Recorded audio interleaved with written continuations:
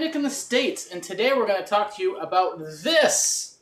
What is this? Ooh, look at that, look at that, look at that, look at that, look at that. Well, this little bad boy right here is a Harley Benton TE-90, I believe, and it's their kind of a take on a Fender Cabronita style Telecaster.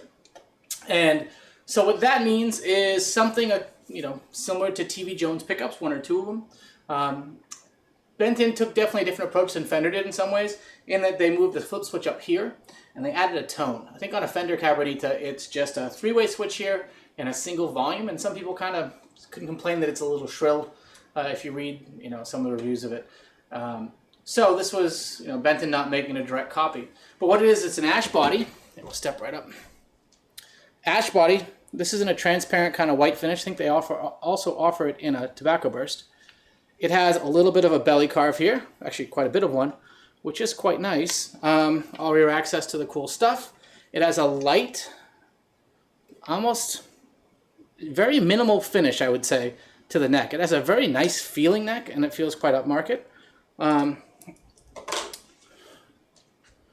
can see the reverse headstock. Harley Benton's oh so elegant logo. Tuners are nice little Fender styly do-jobbers. Nothing too insane. I like how on their Telecasters, it's a very similar to Fender shape with just a little bit of a mini beak at the end, so that it looks right without being, copyright violating, making Fender sad and upset like. Very, very cool guitar. Apparently it attracts little tiny flies, among other things. If you're looking to attract little tiny flies, this is your guitar for you. So it's very, very cool. I saw this when they first came out and thought, wow, that's a really great deal. And it is. And so to me, shipped here in the States, after everything was said and done, it was $225, including the $35-ish for shipping. It's one of the only times I've ever ordered a Benton guitar, is my soapbox. The only time I've ordered a Benton guitar, especially in the States here, you get up to 3 of them for the same $35. So I usually can find a way to bundle, but this one I had a credit burning a hole in my pocket, and this guitar was calling to me. So I bought it. And I came in the States. I ordered on a Friday. I got it in the following Friday, which is a pretty fast turnaround. I would say that as we approach the holidays now, that'll probably slow down a little bit, just based on some of the performance from last year. So anyway, what do I think about this? Well, first off, to the touch, it's actually very well fret dressed. The neck feels like some of the new Fender American Standards, whereas it's not a very thick neck, but it has a nice feel to it. The frets don't bite. In fact, it's really kind of cool, and I don't know if I can get this a good show here. The frets, you don't even see the little metal lines on the frets that you usually will see poking through the sideboard underneath them. They're actually inboard a bit, which is kind of cool and surprising on something in this price range. Now this is a 25.5-inch scale. It is a 22 fret, so it's got a little overhang. It has 2 Roswell pickups, which are Benton has sought out for their kind of close representation of a TV Jones style pickup, which I don't know if you guys can see, is what's in the bridge of the Bel Air behind me. So very cool, and they're designed to be a little bit less muddy than a Gibson humbucker, a little more bright, a little more sparkle. So if you had to imagine the Gretsch or Fender take on a humbucker, happier, shiny, brighter, not as diamond martially, that's what this is aiming for. And if you listen to it, so this is the neck pickup.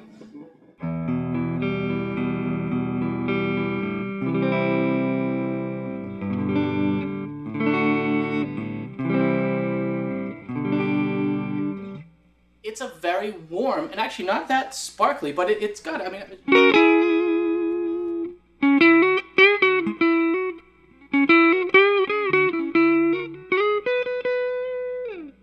it's definitely a lot bright. It's brighter, it's nice, and it's not as overpowering as perhaps a Gibson humbucker would be. This is an ash body too, so I think the resonance really works well together, theoretically, for your tone wood snobs.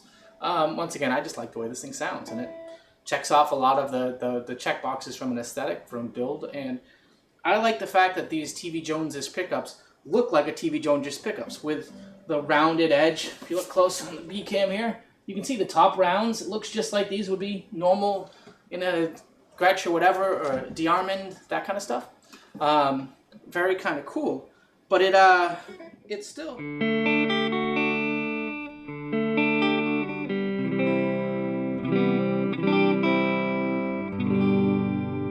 It's nice and warm. The middle is funny. Oftentimes I get more of a jangle out of a middle with two humbuckers. In this case, though, it almost settles down.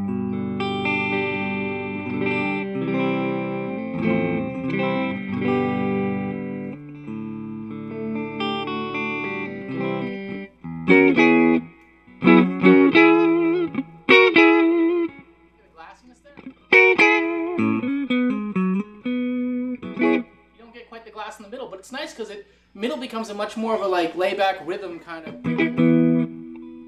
more of a layback rhythm position.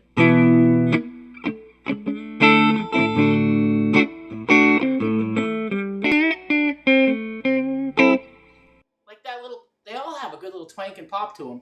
I should take this moment before I get much further. I'm playing it actually out of a Mesa Blue Angel, which is their kind of Fendery, kind of a Fender Blackface kind of deal with built-in reverb. It's got a great reverb tank in it, but it also has both 6V6s and EL84s, and when you use the Simulink, they kind of both play well together, so you get more of the clean side of the wonder of the 6L6s, 6V6s.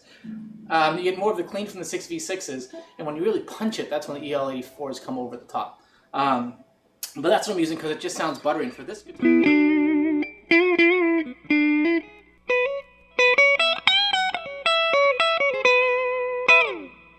it spanks. So that's in the middle. And the bridge, let's go say it again. So from a tonal thing, it's neat because both the neck and the bridge both have a lot of sparkle and punch to them, and the middle almost relaxes a little bit, which is strange to me. But from a neck, get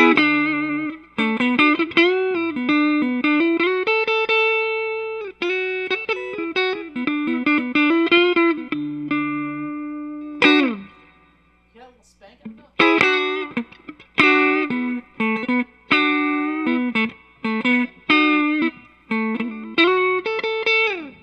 That nice little spank to it. If I go in the middle,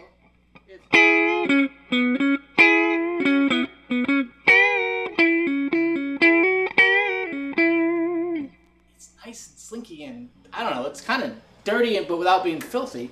If I go to the bridge,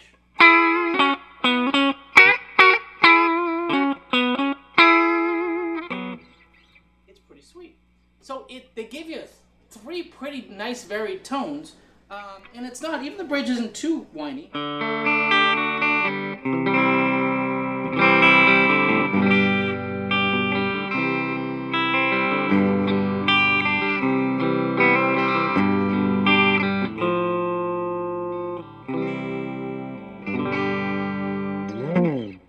It's pretty sweet. So I dig it. From a play and comfortability standpoint, it's very nice.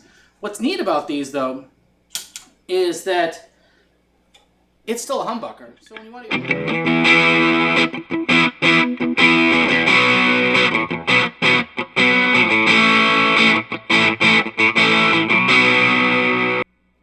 it still has some balls, but what it does is it makes the neck pickup be in play a little bit more often.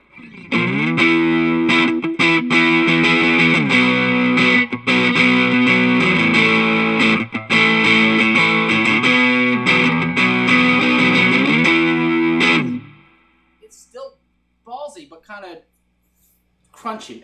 For pedals, I'm paying out of a Polytune 2-tuner, MXR Custom 78 Badass Distortion, Soul Food by Electro Harmonics for kind of boosted a little bit, a Joyo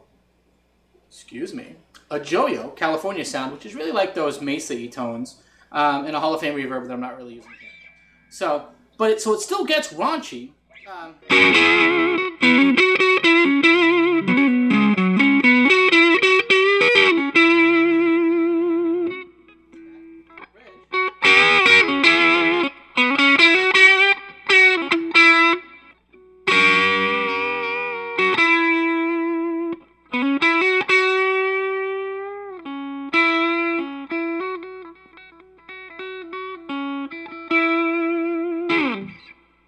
It still gets filthy, and you can even, because they're humbuckers,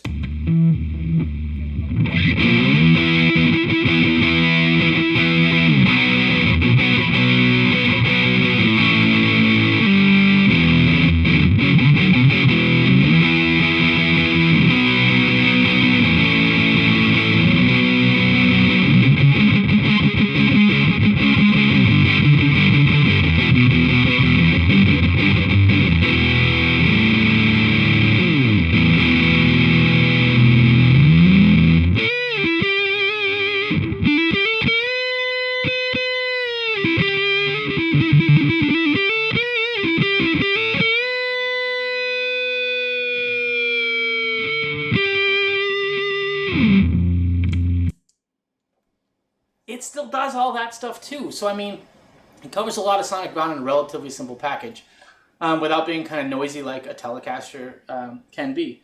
You know, for negatives, I think the only real negatives I see is some people aren't reverse headstock kind of people.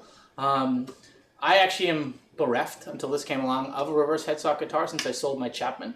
But I dig this guitar quite a bit. And these pickups have a lot of fun. They're not probably quite as sparkly as a TV Jones pickup is, but it still gives you a lot of different, you know, tones and possibilities. And it looks the part, which shouldn't count, but it does. We're all shallow people, let's admit it. And it's a fun guitar. It's everything I wanted it to be. And after a break from bringing in any Harley Benton guitars, it was great to see really a great one come through that lived up to my expectations, and this guitar did. So anyway, this is the Harley Benton. It's a TE-80 or 90. I should have known that before recording a video, but I dig it. I love it. Check them out. It's pretty sweet. More to come. You know, subscribe, like, comment, all that jazz.